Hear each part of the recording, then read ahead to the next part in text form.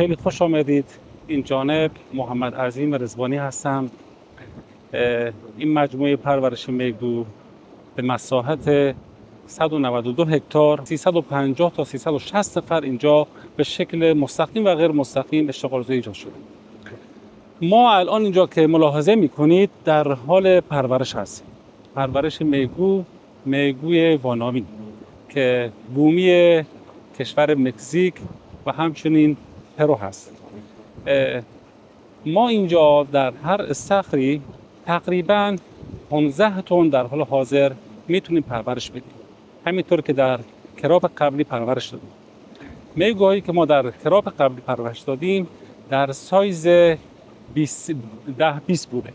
یعنی شما در نظر داشته باشین هر سایز میگومون بالغ بر تقریباً 60 تا 80 گرم بوده و ما این میگوها رو برای بخشی رو برای کشور عزیزمون مصرف میشه و همینطور بخشی برای صادرات به کشورهای حوزه خلیج فارس و همینطور کشور روسیه هست که ما میتونیم با این کارمون ارز رو وارد کشور بکنیم و سهمی داشته باشیم در تامین ارز کشورمون و همینطور مصرف داخلیمون که بتونیم قیمت رو توازن کنیم که میگو رو در اختیار خیلی از خانواده ها قرار بگیره.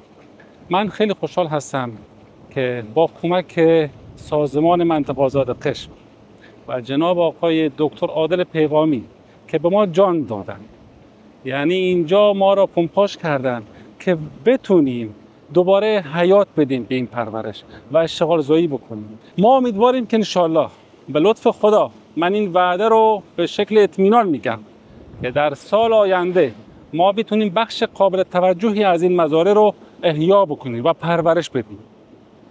ما ماشینالاتمون آماده استارت هست، همینطور که تعدادی دارن مشغول به کار هستن و دارن قسمت استخر رو آماده میکنن و انشالله با کمک مدیر عامل عزیزمون و همینطور جناب خانم دکتر نوری مدیر شیلات بتونیم انشالله در آینده افتخاری باشه برای کشورمان و نظاممون جمهوری اسلامی ایران و همینطور افتخاری باشه برای سازمان منطقه آزاد قشم و همینطور جزیره زیبای قشم انشالله.